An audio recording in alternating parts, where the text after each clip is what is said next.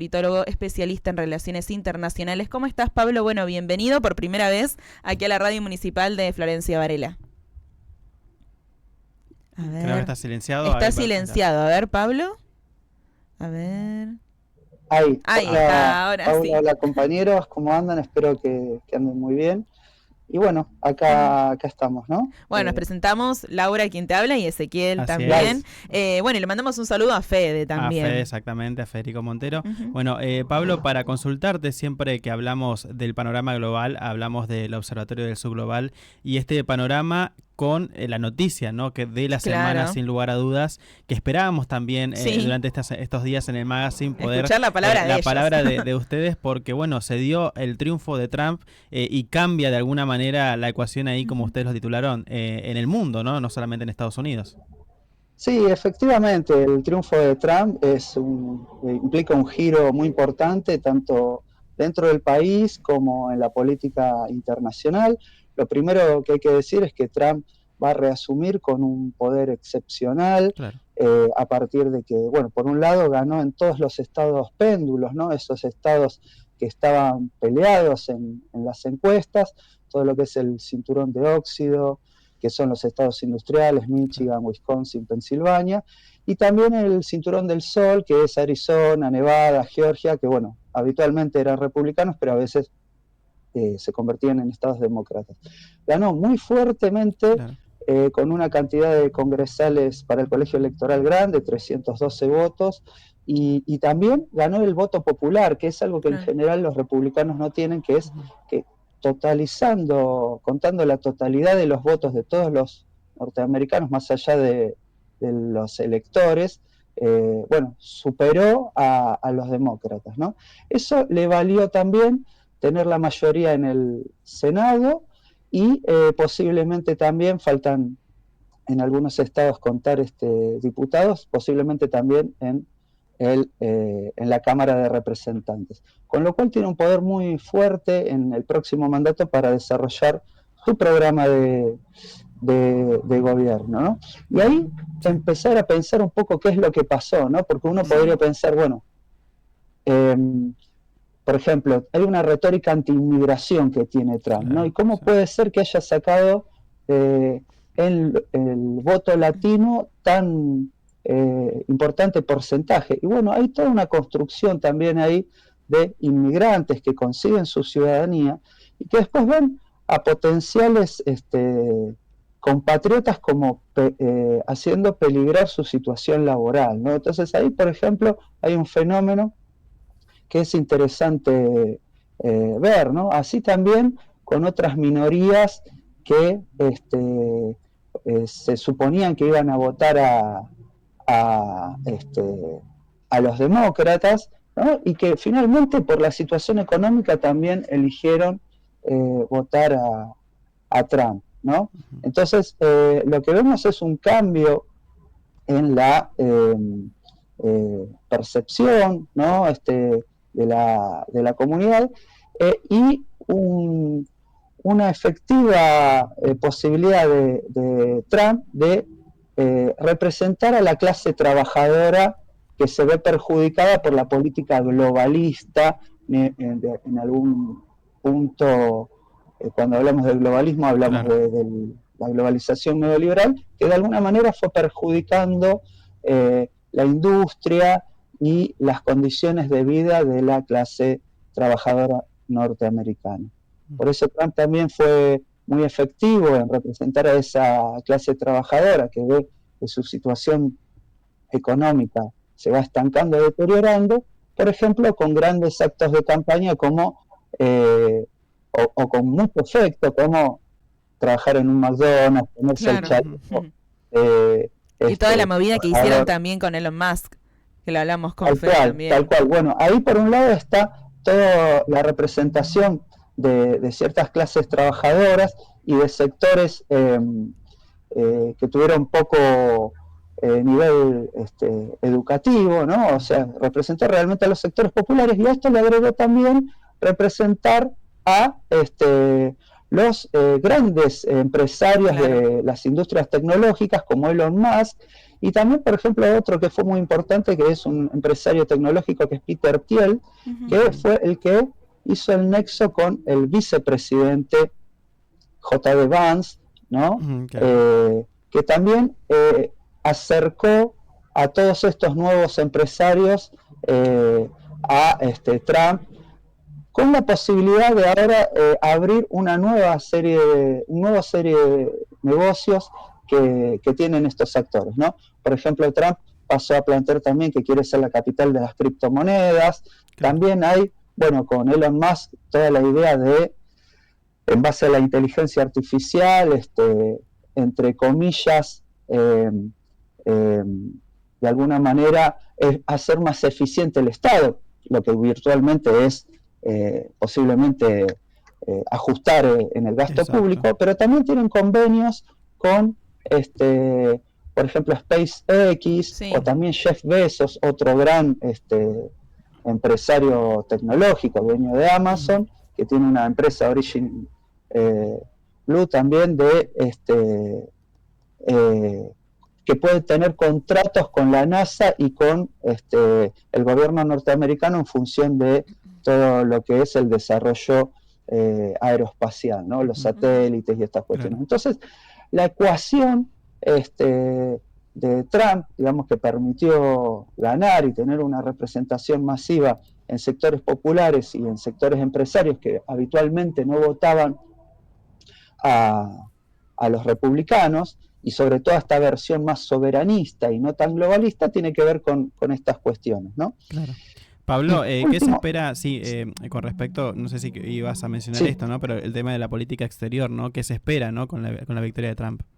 Claro, bueno, por eso, por último, me parece importante también mencionar que aparte de las transformaciones que va a haber dentro del propio país, digamos, Trump viene con una lógica de América primero, ¿no? Estados Unidos primero, que es una lógica distinta a lo que nosotros llamamos el globalismo, que impulsaba la administración demócrata, que era incidir e intervenir y comprometerse en los distintos conflictos internacionales, ¿no? Claro.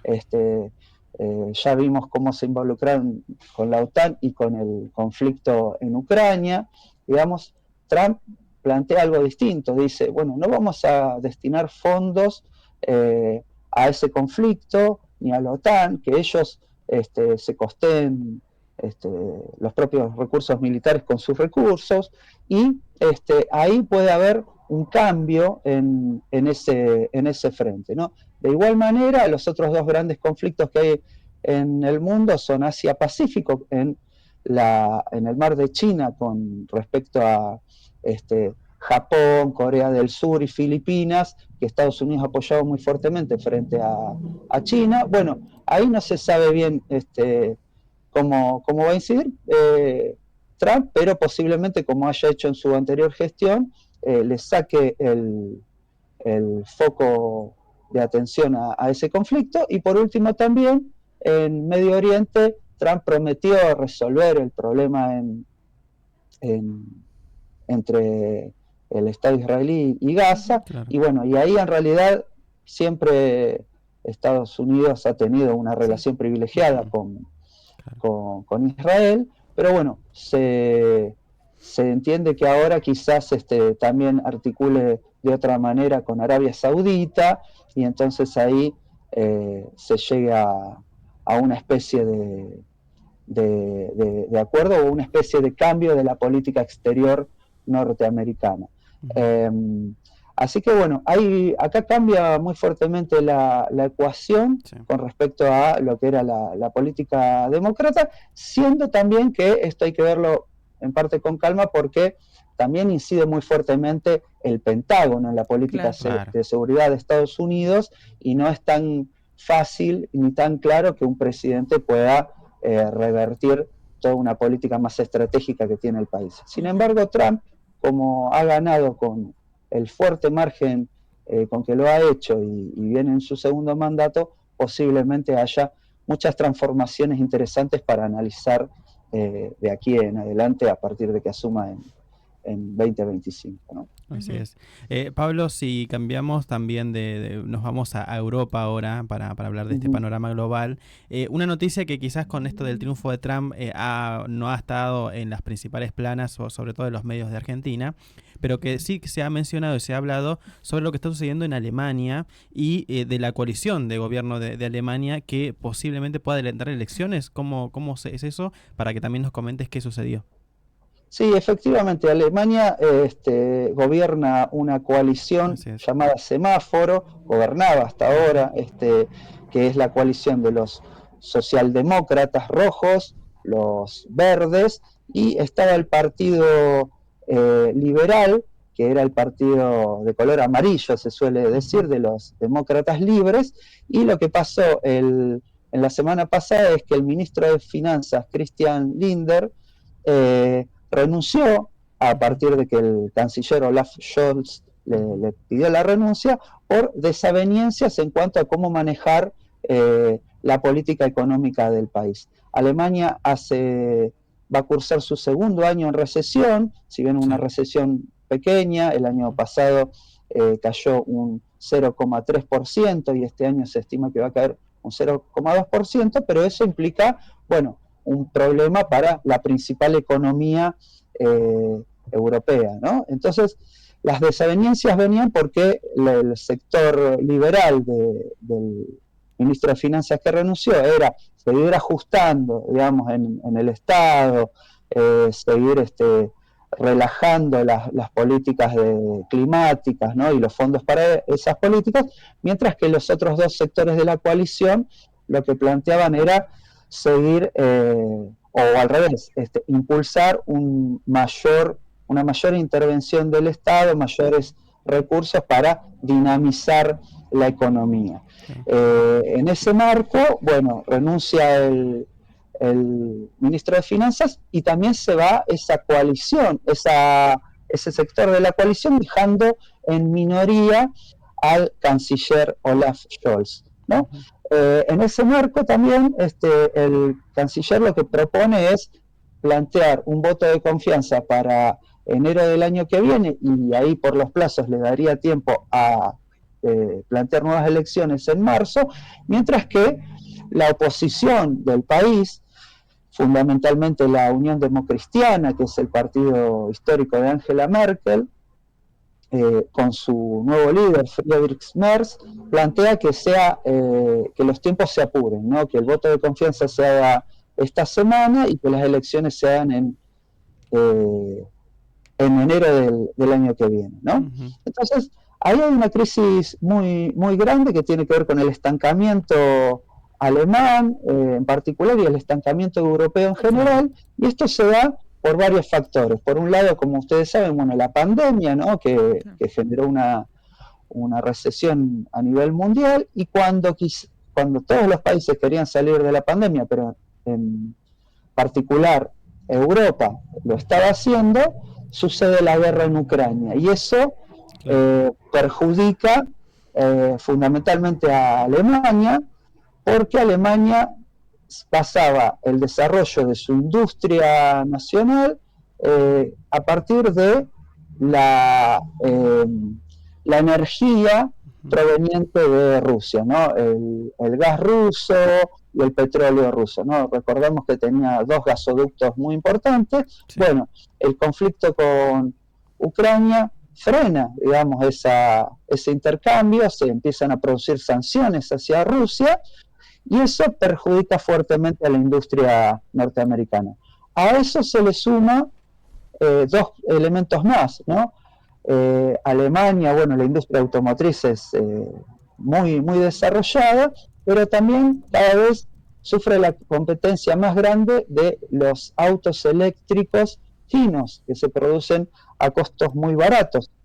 Y por otro lado también, la nueva administración de Donald Trump, con su política proteccionista, también amenaza con perjudicar a la industria alemana, ¿no? Entonces, estos son los elementos económicos también que permiten entender la crisis política que está viviendo Alemania, y también el avance de sectores más radicalizados, ¿no? Como Alternativa para Alemania, que es un partido de derecha ultraconservadora, y otra coalición que está más a la izquierda también. Entonces, digamos, estos dos sectores que empiezan a polarizar contribuyen a la crisis política que Alemania está viviendo, ¿no?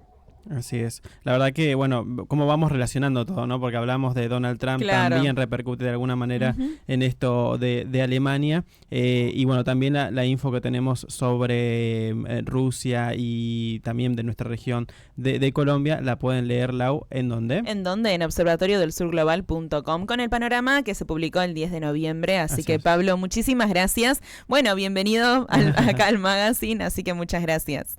Bueno, no, al contrario, gracias a ustedes como siempre y bueno, seguimos en contacto. Muchísimas gracias, Pablo. Bueno, nosotros entonces continuamos acá en la radio, pero antes